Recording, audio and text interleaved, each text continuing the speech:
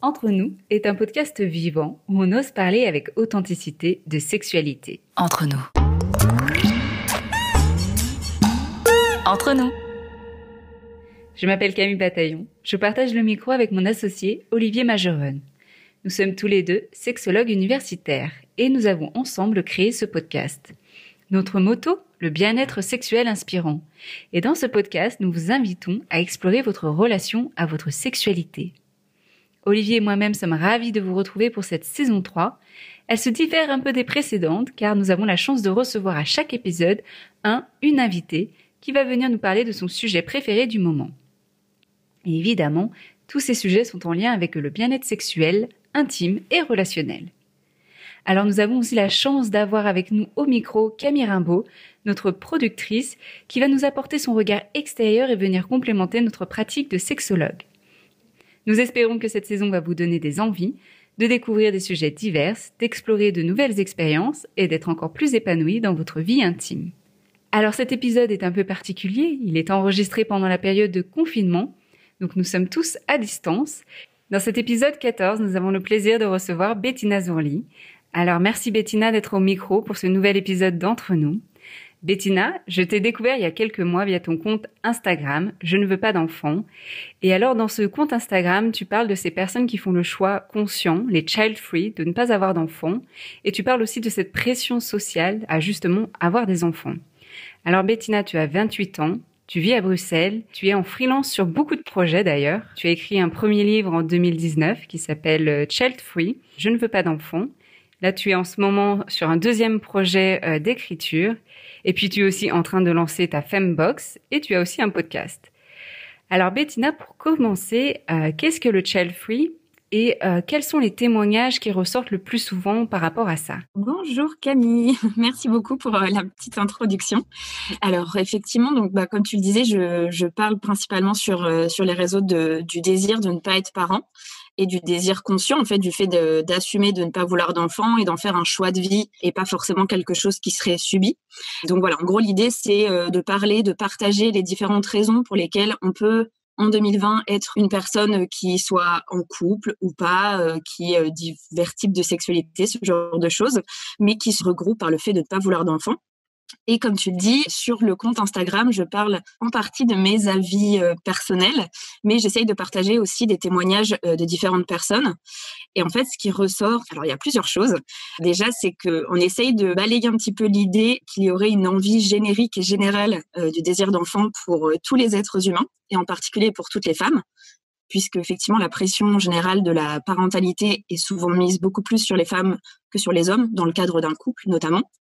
Ce qui ressort aussi pas mal, c'est qu'il y a beaucoup de préoccupations qui sont très ancrées dans l'air du temps, je dirais, liées à l'écologie. Il y a un autre aspect qui est intéressant et que je mets pas forcément souvent en avant, mais je trouve que par rapport à ce podcast, il est hyper important, en fait, c'est l'équilibre du couple. C'est-à-dire que quand j'ai des couples qui témoignent, des personnes qui sont en couple, elles me disent que pour elles, pour eux, l'enfant, le fait de fonder une famille ne serait pas du tout en accord avec leur vision du couple et qu'en fait, ils ont atteint une espèce d'apogée, une espèce d'équilibre qu'ils n'ont pas du tout envie de remettre en question ou d'essayer de chambouler avec l'arrivée d'un enfant. Et moi, c'est un peu mon cas personnel. C'est aussi quelque chose que je ressens au quotidien. Une autre des raisons, ça va être aussi la peur, je pense.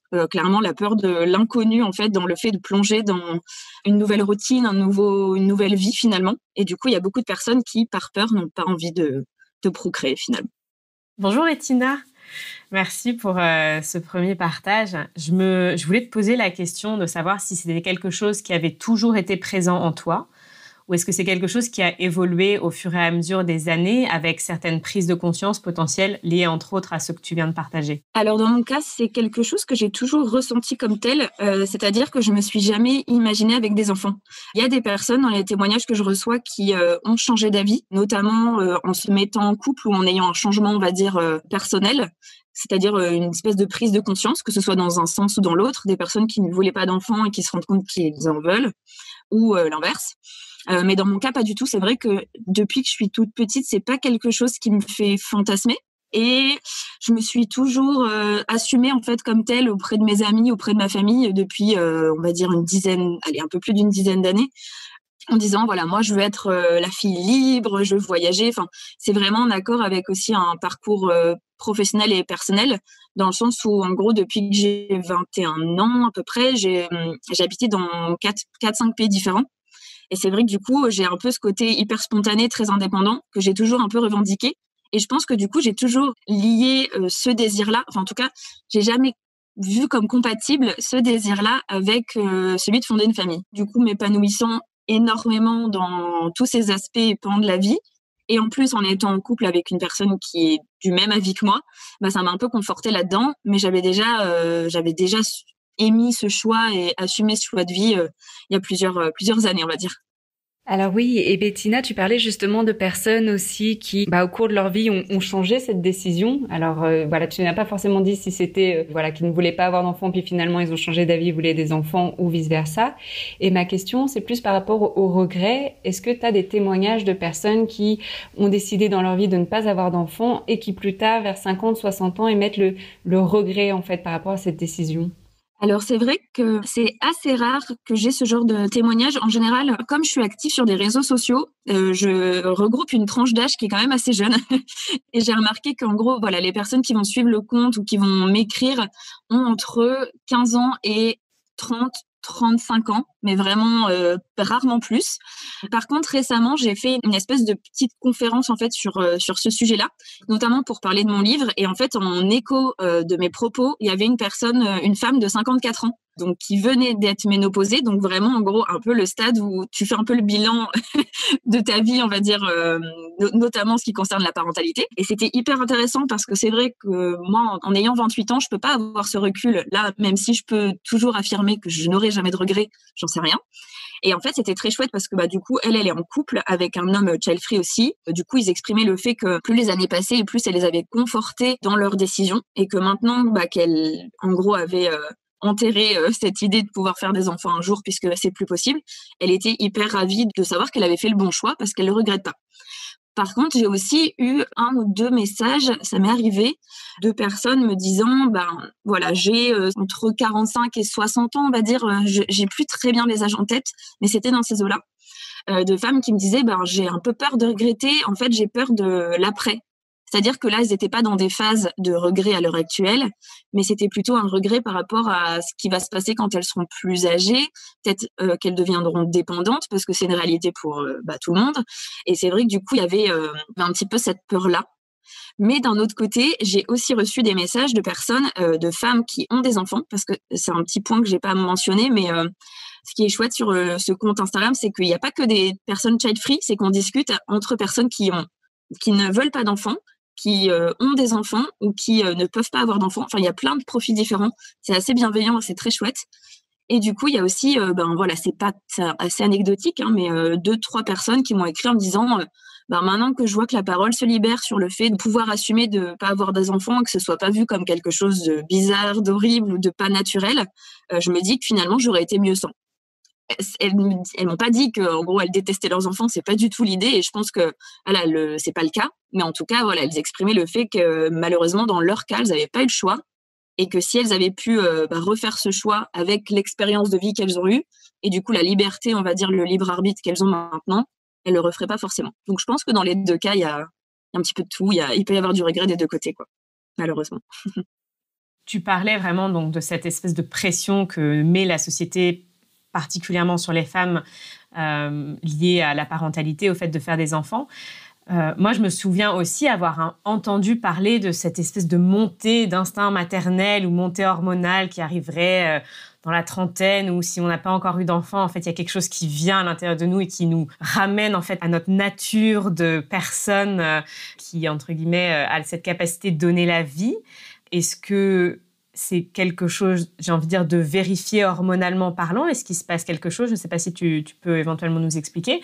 Et du coup, est-ce que tu aurais des témoignages de femmes qui ont vécu, en fait, cette espèce d'appel et qui, du coup, ont changé d'avis parce que leur corps, peut-être, les ramenait à une envie vraiment profonde? Je pense que c'est une très bonne question, enfin une super bonne remarque, dans le sens où, justement, récemment, j'ai commencé un petit peu ça fait quelques mois que j'essaie de me renseigner, justement, sur ces fameuses données biologiques pour essayer de me dire est-ce que je fais partie des exceptions qui sont en dehors de la règle naturelle, on va dire, ou est-ce que ce serait pas plutôt une construction culturelle ou sociale, ce genre de choses.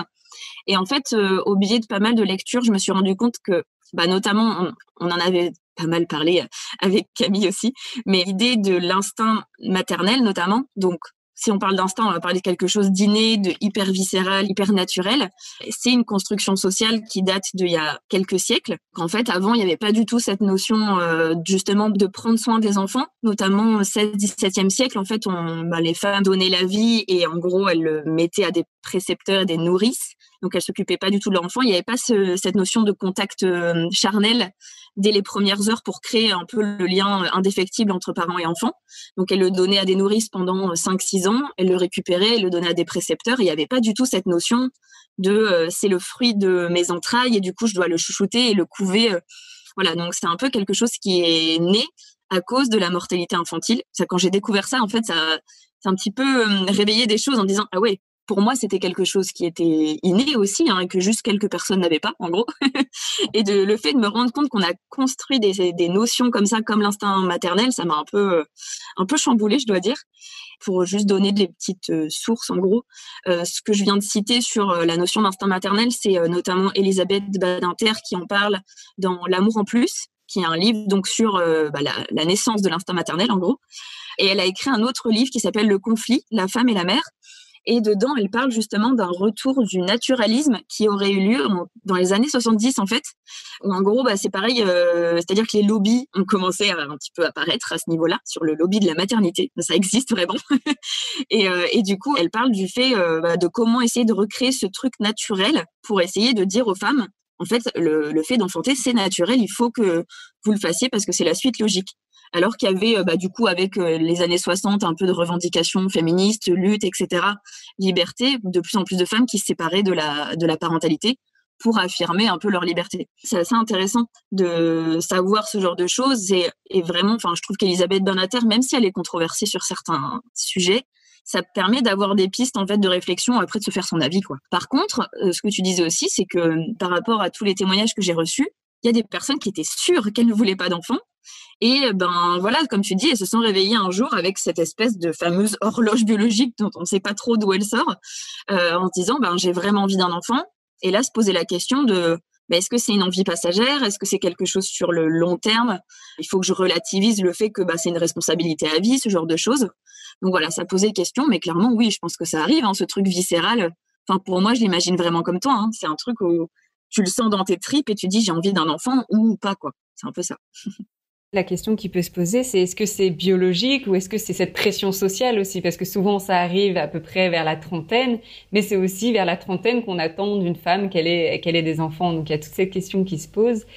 Et c'est vrai qu'en tout cas, le débat, le fait qu'on puisse parler de child free plus ouvertement, moi, j'ai découvert il y a quelques années quand j'ai fait un travail là-dessus, ça m'a permis de me repositionner. Parce que je me suis toujours vue depuis petite avoir des enfants, je me suis jamais questionnée là-dessus. Et du coup, ça m'a permis de me questionner, vraiment de me poser, de me dire tiens, regardons les plus, les moins, où est-ce que je me situe. Ça m'a vraiment chamboulée parce qu'il y a une période où je me suis dit non mais en fait je veux plus d'enfants, quoi, en sachant tout ce que ça implique et la peur. Il y a beaucoup de ça aussi, la peur de changer cet équilibre qu'on a enfin trouvé, ce corps qu'on aime enfin, plein de choses par rapport à ça. Il y a des peurs par rapport à ça, c'est sûr. Et donc ça m'a vraiment chamboulée. Et puis après je suis revenue à non, vraiment c'est quelque chose dont j'ai envie, mais en tout cas c'est quelque chose, je pense, qui est à réfléchir, qui est à mettre de la conscience dans sa parentalité ou non parentalité. Je pense, en tout cas, oui, c'est bénéfique, oui. Clairement, je suis d'accord avec ce que tu dis dans le sens où je pense qu'on a beaucoup laissé faire le côté, en fait, c'est la vie, c'est la suite logique, c'est comme ça, pour un peu se déresponsabiliser de ce genre de choix. Et en fait, c'est aussi lié à une question de couple. Enfin, j'imagine que du coup, c'est un peu le cœur de votre sujet, de votre travail. C'est quand même de réussir à être en osmose et à réfléchir, à communiquer sur des questions qui peuvent être aussi épineuses que celles-ci. Et c'est vrai que pour moi, c'est un peu le message que j'essaye de faire passer. Mon but, c'est pas de créer des nouvelles injonctions ou de créer une espèce de communautarisme en mode les personnes child-free versus ceux qui ont des parents, on peut pas se comprendre et on est deux mondes différents. Pas du tout. Mais c'est plus le fait de se dire, est-ce qu'on se pose vraiment assez la question de est-ce que j'ai vraiment envie d'un enfant? Est-ce que je suis vraiment en capacité de faire un enfant à l'instant T? Parce que voilà, enfin, je veux dire, c'est un peu le truc qui prend le moins de temps à faire, qui est le plus naturel pour la plupart des gens, quand tu es en bonne santé, on va dire, qui est en plus hyper plaisant. Enfin, voilà. Le truc, c'est qu'en fait, voilà, après, tu n'as pas du tout comme si on faisait cet acte sans se rendre compte et sans se responsabiliser sur les 20-25 années à venir et potentiellement toute ta vie, parce que je pense que quand t'es parent, toute ta vie, t'as le flip qui arrive quelque chose à tes enfants, c'est normal, quoi. Donc, moi, c'est plus pour essayer de remettre ça en avant sur juste, il faut prendre le temps de réfléchir, il faut prendre le temps de se dire, est-ce que c'est vraiment ce dont j'ai envie, malgré la pression, malgré les normes? Parce que voilà, enfin, moi, je me suis rendu compte, c'est un peu ça qui m'a donné envie de parler ouvertement de ce sujet, c'est que quand tu exprimes le fait que tu ne veux pas d'enfant, mais tu en entends des vertes et des pas mûres. Enfin, c'est assez hallucinant, quoi. Ça va de la petite vanne sympathique ou de l'intérêt vraiment bienveillant à l'insulte vraiment très libérée et très ouverte de « il faut que tu ailles voir un psy, tu seras jamais une vraie femme, tu vas mourir seule ». Enfin, c'est quand même assez violent parfois. Donc, je pense que voilà, c'est lié au fait qu'on se pose pas la question, on a toujours admis que c'était comme ça qu'il fallait faire, parce qu'il faut se reproduire, parce qu'on a plutôt vocation à s'étendre plutôt que d'essayer de s'éteindre, il me semble. Donc voilà, c'est lié à ça, mais je pense que c'est important de se poser la question. Ouais. Et je trouve ça super chouette, en fait, de mettre ça en perspective sur notre manière de prendre des décisions aussi actuellement. C'est-à-dire que je vais juste faire un petit parallèle avec, pas l'actualité, mais la société dans laquelle on vit, où moi, j'ai souvent cette impression-là qu'on prend des décisions avec une vision très, très court terme. On a un peu oublié cette capacité à se projeter sur, voilà, est-ce que la décision que je prends maintenant, je serai toujours d'accord avec elle dans une semaine et éventuellement dans un an, et de vraiment se donner l'espace, comme tu le disais, de s'asseoir avec la décision, de ne pas se considérer qu'il y a un rush parce que la société nous met la pression, mais vraiment de pouvoir s'imprégner en fait de « ok, je prends cette décision-là maintenant ». Dans quelle mesure je pense que je serai encore alignée avec elle dans les années qui viennent, en fait. Et je pense que c'est vraiment quelque chose qui, d'un point de vue individuel et même au niveau de la société, d'être capable de se poser, de prendre un peu de recul et de se dire, OK, je dézoome. Est-ce que la direction que je prends sur le long terme, elle me plaît ? Je pense que ça fait vraiment du bien au final. Ben, tout à fait. Mais tu vois, je pense que c'est vraiment lié à un espèce de modèle qu'on a mis en place, c'est-à-dire que c'est un peu la course, toutes les étapes de vie que tu dois cocher. Enfin, tu commences avec déjà les bonnes notes à l'école, on va dire, c'est-à-dire avoir ses diplômes le plus rapidement possible, parce qu'après, si tu continues à faire des études trop tard, ça commence à être un peu bizarre, sauf si tu fais des longues études de médecin, et là, ça va. Mais après, tu as le fait de trouver la personne, enfin, ta moitié. Moi, c'est une notion que j'ai un peu du mal à concevoir. Déjà, juste le terme de moitié, je trouve ça bizarre. Enfin, je pense qu'on est complet nous-mêmes. Il n'y a pas forcément cette histoire de moitié à trouver. Après, le fait, soit du mariage, qui commence un petit peu à se perdre, mais il y a quand même cette notion d'asseoir son couple dans le temps. Et après, t'as quoi? T'as le crédit pour la maison et les enfants, grosso modo, qui est quand même un truc avec des dates butoirs, et notamment, c'est-à-dire que la trentaine, c'est quand même un moment où t'es censé avoir coché pas mal de cases. Et je pense que c'est un truc qui met énormément de pression aux gens, ce qui fait qu'ils oublient, comme tu dis, totalement de réfléchir à est-ce que c'est vraiment ce que je veux?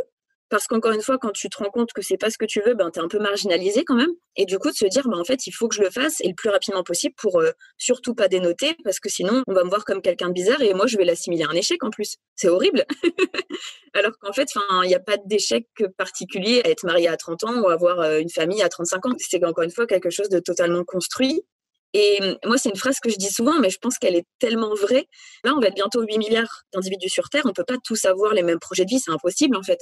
Et je pense que le meilleur moyen d'être épanoui, d'être heureux, c'est juste de se dire quelles sont mes envies à moi, quels sont mes projets personnels, et d'essayer d'aller le plus possible vers ces objectifs-là, même s'ils dénotent plus ou moins de la fameuse norme, quoi. Mais c'est super compliqué de faire ça.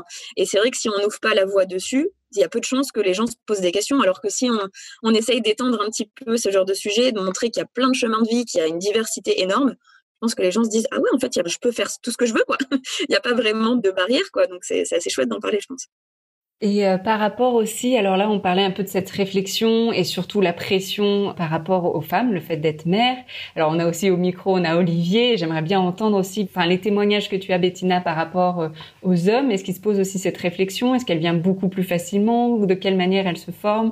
Et quelles sont pour eux aussi leurs motivations à ne pas avoir d'enfants?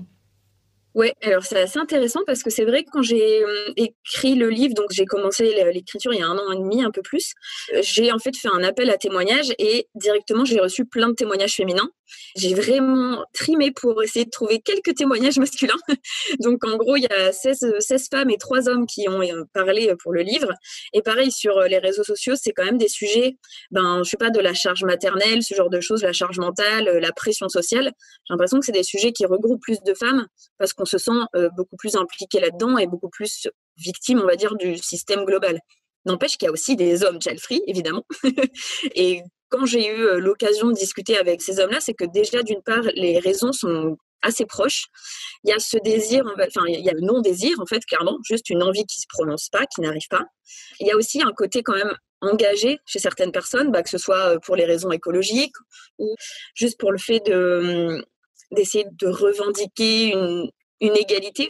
Il y a des hommes féministes qui suivent le compte et je trouve ça très chouette parce qu'ils me disent, en fait, il n'y a aucune égalité possible pour l'instant au niveau des lois. Par exemple, si on prend la France, tu vois, par exemple, le congé paternel, ce genre de choses, des petites choses qui font qu'on essaye d'atteindre l'égalité entre les sexes, mais on ne peut pas le faire si on ne change pas ce genre de loi, notamment si on ne permet pas aux femmes d'avoir le même accès vraiment égal au marché du travail et les hommes le même accès au congé paternel, ce genre de choses. Et du coup, il y a des hommes et je pense qu'ils essayent de revendiquer des combats hyper imprégnés dans l'air du temps.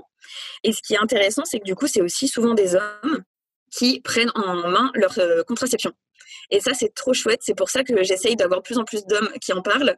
Parce que pour moi, c'est un peu quelque chose aussi de majeur dans l'égalité, dans la gestion en fait d'un couple. C'est qu'on a toujours mis la contraception sur le dos des femmes parce qu'on a fait des avancées il y a plusieurs dizaines d'années sur la pilule, etc. en premier. Et que c'est nous qui portons l'enfant. Donc, c'est vrai que de base, ça pouvait paraître logique. Sauf qu'a priori, on est d'accord que c'est toujours ado que ça se fait. Et c'est vrai que moi, j'ai trouvé ça très chouette d'en parler. Là, dernièrement, je faisais un espèce de petit live sur Instagram avec un homme child-free qui, en fait, partageait plein de choses très différentes et un peu marginales, ce qui était super intéressant. C'est-à-dire qu'il est pansexuel. Donc, lui, il est intéressé pas par les sexes des personnes, mais plus par une personne en particulier. Donc, ça peut être un homme, une femme, ça peut être plein de choses différentes. Il est en polyamour, donc il a plusieurs relations en même temps. Il est child-free, il est féministe, etc. C'était hyper chouette, hyper complet et très intéressant. Et je pense que c'est vraiment des personnalités qui s'engagent et qui se disent « je comprends pas pourquoi il y aurait une différence, pourquoi on serait un peu remis au banc du truc quand on parle de parentalité ». Parce que globalement, c'est toujours à la femme qu'on s'adresse et après à la mère. Et du coup, je trouve ça chouette qu'ils s'impliquent un petit peu là-dedans parce que clairement, comme tous les combats, par exemple, féministes, etc., il faut inclure les hommes dedans, sinon ça n'a aucun sens. Donc, c'est assez chouette qu'ils prennent part là-dedans et qu'ils prennent leur part de responsabilité aussi. Oh là là, c'est magnifique comme sujet. Ça m'éveille énormément de sujets, de questionnements. Et c'est ce que j'adore en fait dans cet échange, c'est que on va apporter beaucoup plus de questions finalement que de réponses, mais on est dans cet esprit d'ouverture et de pleine conscience, de ralentir pour se dire vraiment, est-ce que je fais des choix conscients, des choix libres qui correspondent à mes aspirations? Sinon, je suis en train de cocher, comme tu dis, une suite logique d'événements qui seraient soi-disant entendus, mais attendus par qui l'a écrit? Et comme tu dis, c'est socioculturel. On retourne 300 ans en arrière, on est totalement dans un autre contexte. Et donc, culturellement, voilà, on est influencé. Il y a énormément de choses qui s'éveillent en moi. La toute première, je dirais, c'est le fait que dans tout le coaching que je fais, je me rends compte, ou les relations que j'ai, je me rends compte qu'en fait, l'instinct, il n'est pas paternel, maternel, il est juste instinct de parentalité pour certaines personnes. Il y a ce côté où, comme tu dis, est-ce que c'est viscéral de vouloir être parent ou pas, entre une échelle de 0 à 100%, où est-ce que je me situe? Alors, c'est clair que quand on est aux extrémités, on ne se pose pas de questions. Il y a des personnes que je connais, ils sont à 100% sûrs et d'autres 100% incertains. Et puis, il y a toute la gamme entre les deux et on se dit, on en est où? Et ce que je me dis, c'est que là, moi, je connais beaucoup de papas qui sont beaucoup plus paternants, enfin, tu vois, qui sont beaucoup plus dans le soin de l'enfant que la maman, finalement. Et encore, ça dépend de l'étape de vie, où est-ce que nous, on en est, où est-ce que l'enfant en est. On est plus parfois à l'aise avec des jeunes enfants, des plus grands, des ados, et qu'en fait, la parentalité, elle est absolument non genrée, en fait. Ça dépend pas du tout de ton genre, de ton sexe, de ton orientation sexuelle, de quoi que ce soit. Enfin, je veux dire, il y a des personnes qui peuvent être transsexuelles ou homosexuelles qui sont de fabuleux parents parce qu'ils ont une sensibilité, une écoute, une capacité de donner tous les soins que l'enfant a besoin à cet âge-là, qui sont tellement diversifiés. On n'est pas non plus une baguette magique qui doit pouvoir répondre à tous ces besoins de l'enfant. D'ailleurs, on peut se demander parfois qui est le vrai parent d'un enfant. Parce qu'en fait, déjà biologiquement, aujourd'hui, avec la génétique, on se dit, mais on peut donner nos ovocytes. Donc en fait, on peut être parent génétique mais pas biologique, c'est-à-dire qu'il peut y avoir une mère porteuse. Donc ça peut être notre ADN, mais ça peut être maman qui porte. Et puis, qui est le parent social finalement? Qui s'en occupe au niveau légal ou social? Qui est le vrai parent qui s'en occupe au quotidien? Ça fait 3 niveaux. de conscience. Et puis, il y a aussi au quotidien, qui est le vrai parent, en fait? Est-ce que finalement, c'est la TV, c'est nos amis, c'est le mainstream? C'est qui finalement? Parce que voilà, on peut être parent et qu'est-ce qu'on fait de nos enfants? Qu'est-ce qu'on leur transmet? Alors, on transmet plus par rapport à qui on est que ce qu'on fait. Donc, c'est clair, c'est ça qui transmet. Mais néanmoins, voilà, si on s'en occupe pas, on est parent. Comme tu dis, on a coché une case, mais derrière, il y a tellement de niveaux de compréhension. Et pour moi, il y a 1000 manières d'être parent. Et il y a 1000 manières d'avoir des enfants parce qu'on peut décider de les adopter. On peut décider de s'occuper des enfants des autres parce qu'on a un tel et tel âge. Moi, je connais des babysitters qui sont jeunes ou plus âgés. Ils sont fabuleux, quoi. Ils choisissent la tranche d'âge avec lesquels ils sont à l'aise et ils transmettent une joie de vivre, une vitalité. Et chacun s'entraide parce que c'est win-win. Les parents qui ont besoin de souffler, qui ont besoin ou dire ça, c'est un âge difficile pour moi. C'est pas grave. Il y a quelqu'un de la communauté qui peut venir donner les nutriments qui sont indispensables et tout le monde est épanoui. L'enfant a des nouvelles relations. Il s'apprend avec quelqu'un de nouveau, avec des nouveaux talents, des nouvelles manières de voir le monde. Il y a une diversité, une ouverture qui se crée dans son esprit en disant je peux recevoir de l'amour de plein de personnes. Je dois pas l'attendre d'une seule personne. C'est un peu ce côté couple binaire, osmose dont tu parlais. Je dois pas attendre en fait que une seule personne réponde à tous mes besoins. C'est illusoire, comme tu disais. On est complet. On n'a pas une moitié qui nous manque quelque part. C'est quoi? C'est absurde de se dire il me manque un morceau. Non. Vous êtes complet.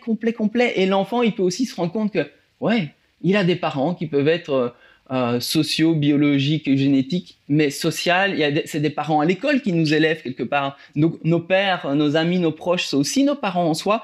Et il y a aussi le être parent de soi, parce que finalement, on est tous parents. Si on veut être honnête avec soi, on est parent de soi-même avant tout. Est-ce qu'on prend soin de nos désirs, de qui on est, de nos projets de vie, quand tu veux être aventurière ou tout ça, et je me dis qu'il y a beaucoup d'héritage historique, comme tu dis. La maternité, elle était aussi cet instinct maternel, elle était un peu imposée. Moi, je trouve dans mon expérience qu'elle n'existe pas, cet instinct maternel. Il y a plein de femmes qui n'ont pas envie, qui ne le sentent pas, et des hommes qui le sont beaucoup plus. Et je pense que ça a été des pressions. C'est pas le propos du podcast, mais il y a toutes des raisons historiques qui le justifient. Et il y a beaucoup d'héritage par rapport à un modèle bourgeois aussi, ou ce qui est naturel ou pas, par rapport aussi à toutes les questions d'héritage, de loi, d'ordre. Et finalement, on produit quoi? Quand tu parlais de l'équilibre du couple, moi, je trouve ça superbe. C'est-à-dire, qu'est-ce qu'on vise? Qu'est-ce qu'on vise comme qualité? Si on a atteint un équilibre, quelque chose de nourrissant, et le couple, il n'est pas binaire non plus. Il y a ce côté où l'enfant, il arrive dans une communauté. Il ne nous appartient pas. Quand il naît, il est déjà libre. On est juste là comme un tuteur. Parce qu'on ne vise pas plus la qualité aujourd'hui de la relation que de dire on produit. Parce que quelque part, c'est comme si on produisait des bébés sans y mettre de la conscience. Quel est notre vrai choix là derrière? C'est presque de la société de production-consommation. C'est presque méchant de le dire comme ça, mais parfois, on se pose la question si c'est pas ça. On a suivi un choix qui n'est pas le nôtre. Acceptons de se dire, mais si j'étais libre, je ferais quoi? Et viser la qualité en fait de ce qu'on fait. Que le couple soit, je sais pas, ouvert, multiple, pansexuel, non binaire. On vise la qualité d'un truc qui nous est propre, et le droit ou le choix libre d'avoir des enfants ou pas, c'est la même chose. Ça ouvre une porte colossale sur une joie de vivre et de mettre des enfants dans des contextes qui leur sont beaucoup plus épanouissants. Donc moi, j'adore ce podcast. Je vais arrêter de parler là parce que j'ai encore plein d'idées, mais je sens que je parle beaucoup. Bah, juste pour rebondir rapidement sur ce que tu disais, je trouve que c'est assez intéressant, et j'ai eu cette discussion il n'y a pas longtemps avec une personne qui m'a envoyé un message qui me disait mais comment tu fais un couple si là en fait ils étaient en couple depuis super longtemps, ils se sont rendus compte finalement que leurs envies d'enfants avaient divergé. Il y en a un des deux qui en veut et l'autre qui en veut pas. Et en gros, ce que tu dis, tu vois, sur la manière de réfléchir le couple et ce truc vachement binaire, vachement normé, etc. On a discuté pendant des heures sur est-ce qu'il n'y aurait pas un moyen, plutôt que par exemple, la réponse logique que tu as envie d'apporter à ça, c'est séparez-vous parce qu'il n'y a pas d'avenir. Moi, j'aurais envie de leur dire ça de base. Mais en fait, non, parce que on a réfléchi à l'idée que il y a plusieurs manières d'être parent, il y a plusieurs manières de pouvoir potentiellement élever un enfant, ce genre de choses. Et comme tu dis, je pense que l'idée, c'est pas d'avoir des réponses toutes faites à ce genre de questions, parce qu'il y en a pas une seule, il y en a des milliers. Et c'est assez cool, c'est plus l'idée de se poser plein de questions et de s'ouvrir un peu à d'autres réalités que, encore une fois, la binarité, le couple en tant que tel, comme on l'a vu depuis des millénaires, parce qu'on a admis que c'était comme ça. Je pense qu'il y a beaucoup d'autres réalités, et je pense qu'on n'ose pas, parce qu'on se met des barrières tout seul, parce qu'on se dit, en fait, c'est comme ça que ça marche. Si on a un modèle que tout le monde embrasse, ça veut dire que c'est le bon. Et plus d'essayer de s'ouvrir un peu ses œillères sur ce genre de choses, ça peut déboucher vers d'autres modèles, pourquoi pas, et d'autres moyens de s'épanouir et d'être heureux avec ou sans enfant, en fait, quoi. Donc, très bonne réflexion, je trouve, que tu as donnée là. Oui, je voulais juste rebondir sur la notion de qualité que tu mentionnais, Olivier, qui en fait, je pense, a fait beaucoup évoluer ma relation au désir d'enfant, parce que j'ai vraiment voulu des enfants très, très tôt. Ma mère est sage-femme, mon père est gynéco, donc j'ai vraiment baigné dans cet environnement-là. Et déjà, vers 13 ans, je me voyais avoir des enfants. Je faisais beaucoup de babysitting. Et pour moi, si à 25 ans, j'étais pas maman, c'était un peu trop tard, en fait. J'avais envie d'être une jeune maman, parce que je pensais que ça recréerait un lien plus proche, en fait, avec mes enfants. Et en évoluant, en fait, avec toute cette idée de développement personnel, je me suis aussi vraiment rendu compte que j'avais envie de pouvoir transmettre qui j'étais et que j'avais vraiment besoin de faire un chemin sur qui j'étais pour pouvoir réussir à rayonner les valeurs et ce qui était important pour moi, pour mes enfants. Et que du coup, le fait de prendre conscience de ça me permettait de me laisser le temps, en fait, d'intégrer les changements qui étaient importants pour moi pour pas refaire la même chose que ce que mes parents avaient fait avec moi et qui avait potentiellement été différent de ce que j'aurais rêvé, et que cette prise de conscience me permettait vraiment de me dire, OK, qu'est-ce que j'ai envie de transmettre à mes enfants et comment est-ce que je peux mettre en place les choses pour qu'ils n'aient pas à les apprendre, ils aient juste à les voir, en fait. Et je pense que ça, c'est vraiment quelque chose qui est hyper important pour moi et qui me guide, dans le sens où on apprend en répétant, on apprend ce que font nos parents, et si on n'est pas, en tant que parent, vraiment conscient, en fait, de ce qu'on rayonne auprès de ses enfants, et ben on continue à répéter la même chose. Et là, on rentre dans ce qu'on disait tout à l'heure sur cette société, finalement, de consommation, de production et tout, où il y a une conscience très court-termiste. Et en fait, moi, j'ai vraiment fait le choix consciemment maintenant de vraiment changer ce qui est important pour moi avant de transmettre ça, j'ai envie de dire, sans faire gaffe à mes enfants, parce qu'ils feront tout ce que je suis, quoi. Mais c'est totalement vrai ce que tu dis, dans le sens où, alors c'est un peu direct, tu vois, de dire ça comme ça, mais il y a des gens qui font des enfants pour des mauvaises raisons, en fait. Encore une fois, hein, parce que pression, parce que pour reproduire ce qu'ils ont eu à la maison, ou pour ne pas reproduire ce qu'ils ont eu à la maison, pour sauver un couple ou pour asseoir un couple. Enfin, il y a des milliers de raisons de faire des enfants. Il y en a plein qui sont bonnes. Je pense que la plupart des gens le font pour des bonnes raisons, c'est pas ce que je dis. Mais je pense aussi qu'il y a des personnes qui le font pour des mauvaises raisons, parce qu'ils n'ont pas eu le temps et parce qu'ils n'ont pas pris le recul de réfléchir à leurs envies propres et à la qualité de vie qu'ils voulaient avoir, en fait. Parce qu'on occulte nos envies personnelles par rapport à juste un projet, on va dire, de société et une course à plein de choses, à plein d'acquis, comme on le disait tout à l'heure, quoi. Et Bettina, alors j'aimerais qu'on aborde aussi un petit peu ta Fembox, mais avant ça, juste en un mot ou une phrase, quel était le message que tu souhaitais transmettre par rapport au livre que tu as écrit justement sur Child Free? Pourquoi tu l'as écrit? Quel était le message que tu voulais transmettre? Alors, moi, je l'ai écrit parce que je me suis rendu compte, en fait, en me mettant en couple là, donc avec mon mari, j'étais pas vraiment consciente, en fait, de toute la pression justement qu'il y avait sur ce sujet hyper tabou de la famille qui est papa, maman, 2 enfants, idéalement une fille et un garçon, avant d'être en couple et avant de me marier. Et c'est-à-dire qu'après, je me suis dit, ah ouais, en fait, il y a un vrai problème là-dessus, c'est-à-dire que les gens pensent sincèrement qu'on ne peut pas être heureux sans enfant, parce que, encore une fois, c'est les choses qu'on me dit. On me dit, tu vas voir, tu vas forcément le regretter. Des gens que je connais pas, hein. Ni Dave ni d'Adam, des gens qui me disent, tu vas le regretter, alors qu'ils ne m'ont jamais parlé avant, mais bref. Et du coup, je me suis dit, OK, il y a quelque chose à faire, il faut ouvrir la parole là-dessus. Et en fait, je me suis rendu compte en m'enseignant que dans le milieu anglo-saxon et dans la littérature anglo-saxonne, il y avait pas mal d'écrits là-dessus, mais pas trop dans le monde francophone. Je sais pas forcément pourquoi. Et du coup, je me suis dit, j'ai envie de parler de ça. Donc, j'ai mis un peu toutes les raisons qui me venaient. J'ai détaillé un petit peu tout ça. Et après, je me suis dit, je vais essayer de le publier parce que j'ai envie que les gens puissent réfléchir là-dessus. Et ça a fonctionné, donc c'est chouette. Et l'idée, le message, on va dire, c'est un peu le résumé de ce qu'on vient de dire. C'est, pour moi, il faut prendre du recul et il faut responsabiliser le fait de faire des enfants. Il faut arrêter de le voir comme quelque chose de naturel, d'inné et de logique.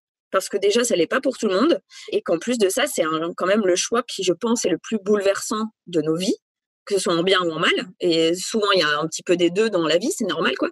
Mais quand même, c'est un choix qui est... Enfin, je veux dire, par exemple, je sais pas, quand il y a des gens qui prennent un animal de compagnie, on leur dit « Ah, tu fais attention, ça coûte cher » ou « T'en as pour 15 ans ». Et on ne dit jamais ça à des parents.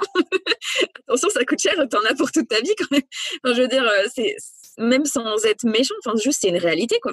Donc juste pour essayer de responsabiliser tout ça et d'ouvrir un peu l'horizon des choix de vie, en fait juste montrer qu'il y a plein de possibilités et que non, être chef free c'est pas une tare et qu'on peut être très heureux épanoui comme ça et en étant normal quand même, en n'étant pas des bêtes de foire quoi. Donc en gros c'est un peu l'idée. Conscientiser ce désir ou ce non-désir et apporter en tout cas une réflexion par rapport à ce débat-là. Génial. Et alors maintenant, est-ce que tu peux nous expliquer un petit peu ce qu'est la Femme Box? Qu'est-ce que c'est? Comment tu as eu cette idée de développer cette Femme Box et à qui elle s'adresse? Alors du coup, oui, la Fembox, donc c'est un projet que j'ai eu depuis quelques mois, on va dire, et que j'ai lancé il y a 1 mois et demi. C'est une box, comme les principes de box de beauté ou ce genre de choses, sauf que c'est avec un concept assez précis qui est en gros d'aborder des thèmes sur les féminités avec une dimension féministe, de prise de conscience en fait sur des sujets de société.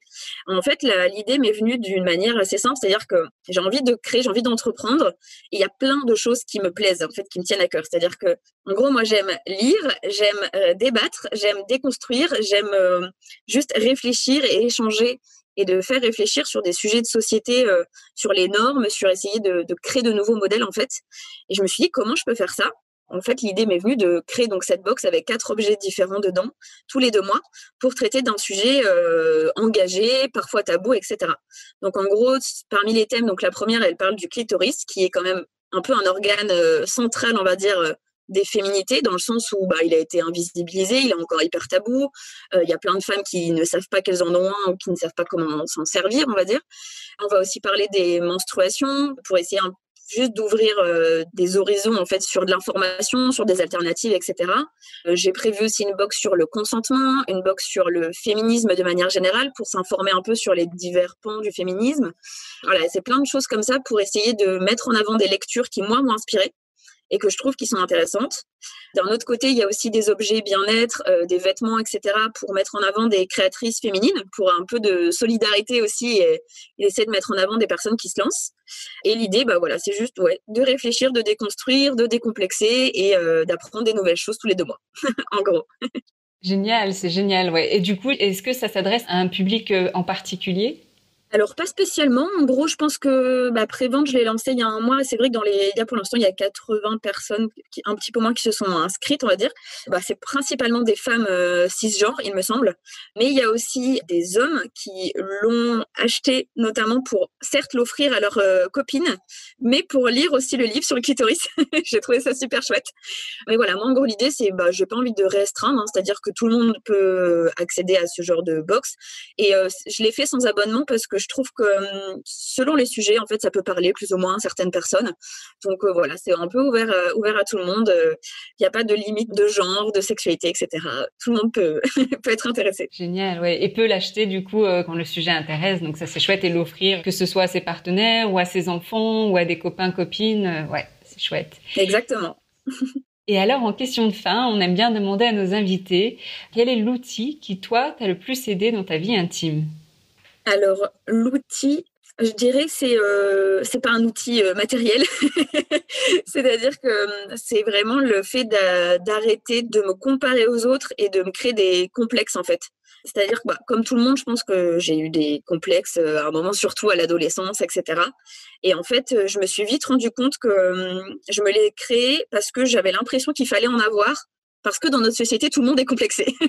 Alors que moi, en fait, c'est vraiment l'inverse. Je m'aime, et j'avais honte de dire ça jusqu'à il y a peu. Moi, je m'aime comme je suis hyper fière de qui je suis. Je me regarde le matin, je suis là en mode « Hey, je suis comme ça, genre, je m'aime, quoi ». Et en fait, je trouve que d'arriver à accéder à ça, je dis pas que c'est facile, et je pense que selon les personnes, on n'est pas tous dans le même cheminement. Ça peut être très, très compliqué. Mais moi, je pense que le fait d'assumer, par exemple, même, comme tu dis, dans la vie intime, etc., en fait, tu peux pas être bien avec quelqu'un d'autre si t'es pas bien avec toi-même. Et le fait de se regarder dans un miroir et de se dire, moi, je m'aime comme je suis, de se regarder nu et de se dire, je suis jolie, je suis valable, je suis moi, en fait, quoi. Il devrait même pas y avoir d'adjectif à mettre à côté. C'est que on est nous et on est tous différents. Donc, tu peux pas te comparer à quelqu'un parce que tu ne pourras jamais atteindre cette autre personne parce que tu es différent de base, tu vois.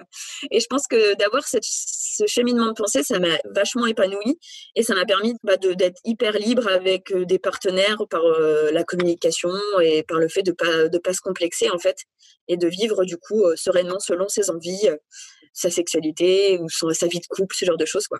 Je pense que c'est un peu hyper important et que malheureusement, le monde et l'entourage dans lequel on est ne va pas du tout dans ce sens-là et ne fait que nous complexer de plus en plus et que nous créer des problèmes qui n'existent pas, en fait. Et ça a le don de m'agacer. Donc l'amour de soi comme super outil pour justement s'aider à s'accepter soi, à s'aimer et justement à développer des relations plus harmonieuses. Tout à fait. Merci. Donc merci pour votre écoute. C'était l'épisode 14 avec Bettina. On vous mettra justement les liens de son livre, de son podcast, de sa Fembox et de son compte Instagram. Comme ça, vous pourrez la suivre et suivre son actualité.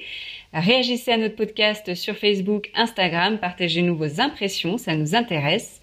Ce podcast vous a touché. Alors nous vous invitons à prendre le temps de le diffuser autour de vous. Une capture d'écran et partagez sur vos réseaux. Ce projet est co-créé grâce à la collaboration avec Camille Rimbaud de InspireBy et thepodcastfactory.org. Alors, si vous aimez nos podcasts, eh bien, nous sommes à la recherche de financement, de donations, peu importe, ça peut être 5 €, 10 € ou beaucoup plus. Voilà, ça nous permet de continuer à produire, à co-créer, à inviter des gens au micro, à s'enrichir mutuellement de le plein de conscience, en fait. Et sachez qu'on a déjà une belle audience à travers le monde. J'ai plus les statistiques, mais quand même, je pense une trentaine de pays et je sais plus combien de downloads, mais c'est plusieurs milliers. C'est gai maintenant, ça commence vraiment à prendre forme et ça nous réjouit. Donc quand vous contribuez à quelque chose d'assez grand, de très lumineux et ça nous plaît beaucoup. Et puis soutenez aussi Bettina parce que je trouve que son énergie, son projet de Fembox est juste super intelligent, bien pensé et j'ai envie de m'inscrire aussi d'ailleurs. Et alors, un grand merci d'avoir été présente, d'avoir contribué à être généreuse et à offrir en fait tes réflexions et ta sagesse. Et puis au micro aujourd'hui, il y a eu par où commencer? C'est un peu compliqué, hein. Allez, par Camille Bataillon, mon associée, allez hop, qui est initiatrice de ce podcast. Elle m'a dit, faut que je te parle de Bettina, faut. Ok, allons-y. Alors, merci Camille, sexologue. Merci à Bettina. C'est juste fabuleux pour ce projet et ton dynamisme. Merci d'avoir été présente. On mettra les liens vers tous tes comptes et comment te contacter. Merci à Camille Rimbaud, notre productrice, hein, toujours aussi souriante et professionnelle et juste hyper soutenante. Et ça fait hyper plaisir de travailler avec elle. C'est un cadeau de la vie. Et puis merci à The Podcast Factory qui est omniprésent, qui est là avec nous et qui nous accompagne dans notre cœur à chaque enregistrement. Vraiment. Voilà. Et merci à toi aussi, Olivier, qui a participé du coup à cet épisode. On était tous les quatre à distance via Zoom. Donc voilà, c'était la première fois qu'on enregistrait un podcast à distance. Et voilà, on essaye de mettre un peu de bonne humeur pendant cette quarantaine. On espère que vous vous portez bien et on vous dit à très vite. Entre nous.